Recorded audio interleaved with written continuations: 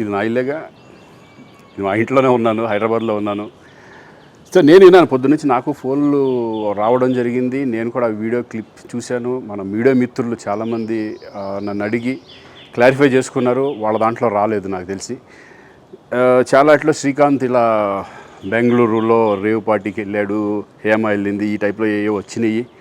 నిజంగా నాకు నవ్వు వచ్చింది. ఇంట్లో వాళ్ళందరూ నవ్వుకున్నాం. ఇదేంటిది, మొన్న ఏమో విడాకులు ఇచ్చి పిచ్చేశారు నా భార్యతో, ఈరోజేమో రేవ్ పార్టీలకి వెళ్ళాడు అని వచ్చేసినాయి.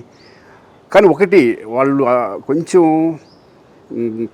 తొందరపడ్డంలో ఇది లేదనిపించింది. ఎందుకంటే వాడెవడో, అతను ఎవరో కానీ కొంచెం నాలాగా ఉన్నాడు. వాడు కొంచెం ఇలా కప్పుకొని, అది గెడ్డం ఉంది, బట్ ఇప్పుడు గెడ్డం నాకు లేదు అని, బట్ గెడ్డంతో నేను షాక్ అయ్యాను. ఇదేంటిది నాలాగా ఉన్నాడు ఏంటి అని నేనే షాక్ అయ్యాను.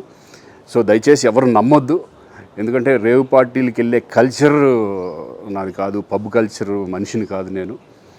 ఒక్కోసారి బర్త్డే పార్టీలకి వెళ్తాము, ఒకవేళ తెలియకుండా ఏదైనా వెళ్ళినా ఒక హాఫ్ అన్ అవర్ నుండి వచ్చేస్తాను తప్పితే అటువంటి ఏమీ లేదు. రేవ్ పార్టీ ఎలా ఉంటుందో కూడా నాకు తెలియదు. సో దయచేసి ఎవ్వరూ ఈ విషయాన్ని నమ్మొద్దు.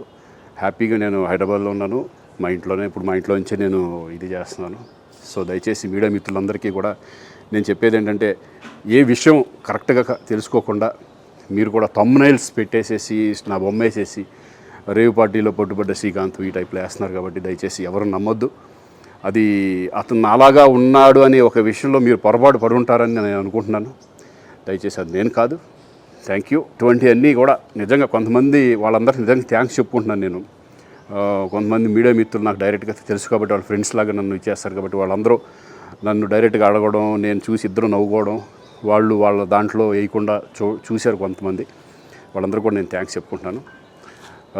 దయచేసి ఇవన్నీ నమ్మొద్దు.